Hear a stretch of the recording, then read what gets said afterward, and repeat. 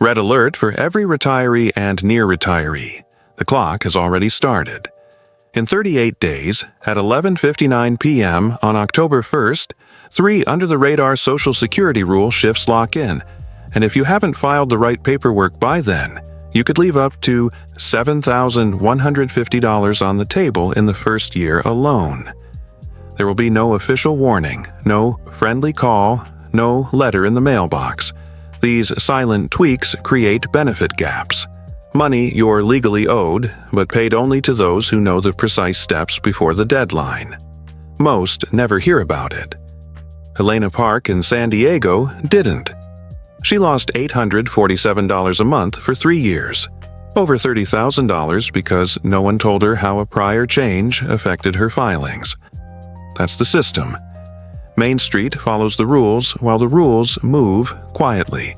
Here's what's moving behind the curtain. On October 1st, 2024, 3 federal changes roll in during an administrative transition.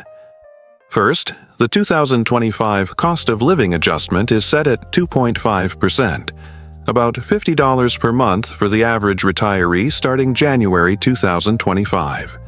But the October rules tweak how that increase is calculated for certain beneficiaries who position themselves correctly before the switch.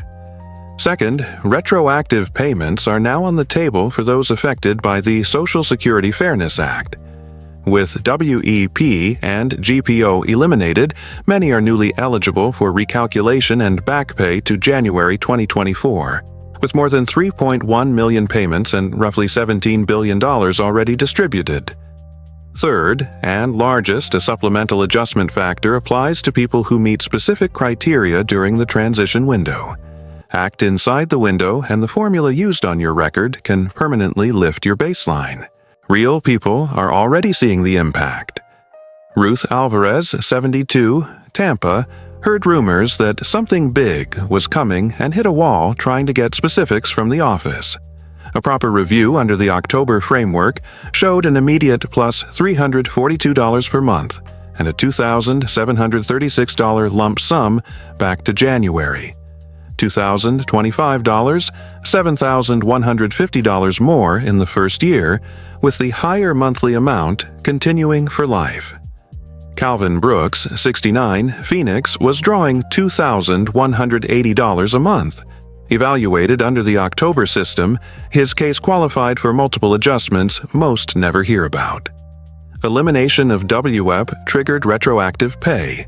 The supplemental factor added $187 per month. Within 3 weeks of submitting the right paperwork, a $4,890 retroactive check arrived and his benefit climbed to $2,777, an increase of $597 per month. His Year 1 gain under the new rules, precisely $7,154. That money was always his to claim. But the deadline wasn't waiting. This is why timing matters. These rules create a short pre-October window where specific actions change, which formula reads your record. Wait, and the opportunity shrinks, or disappears until 2026. There's no courtesy call coming. The administration isn't required to notify beneficiaries.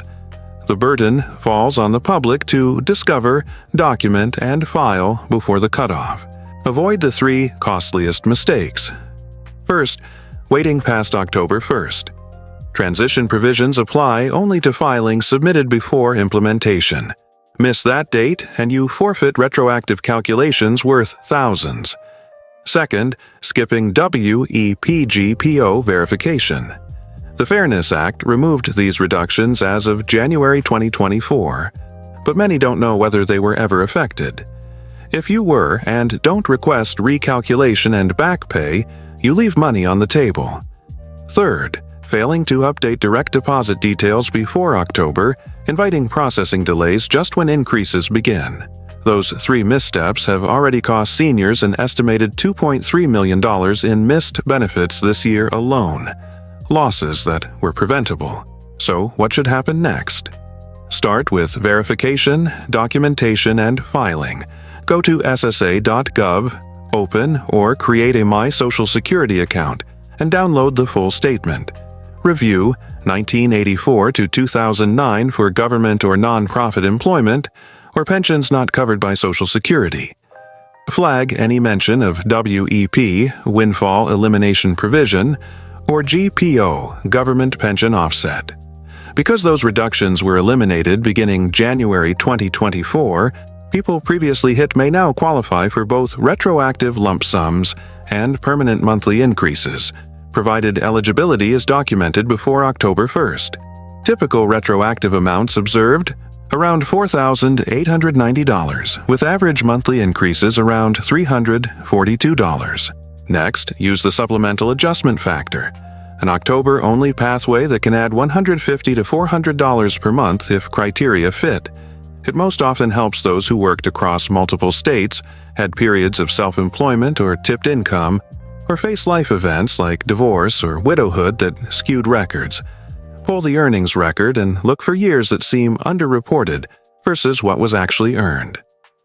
If numbers don't match reality, request an earnings record correction with documentation, tax returns, W-2s, 1099s, and where appropriate submit Form SSA 7050 to obtain detailed earnings information.